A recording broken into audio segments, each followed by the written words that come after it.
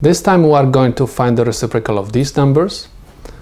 We have fraction 15/7. If you want to find the reciprocal, you have to replace numerator by the denominator and denominator by the numerator. That's why my answer is 7/15. Now this is the example of the proper fraction, and we do not have any common factor which would reduce this fraction. That's why this is my answer for this problem. Now I have to find the reciprocal of number 8. First, what I have to do, I have to convert whole number to the improper fraction. Okay, in other words, I have to convert 8 to fraction. How I can do that?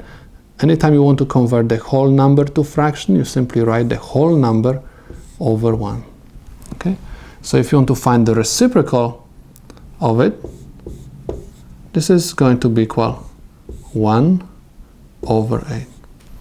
Okay, this is the example of the proper fraction. We do not have any common factor which would reduce this fraction, so this is the answer for the problem.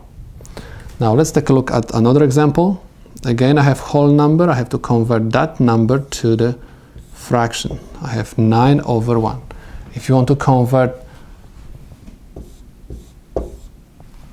to find the reciprocal of this fraction, you simply write 1/9. Let's take a look at the very last one. We have again whole number. I'm going to convert this to fraction. It's 21/1.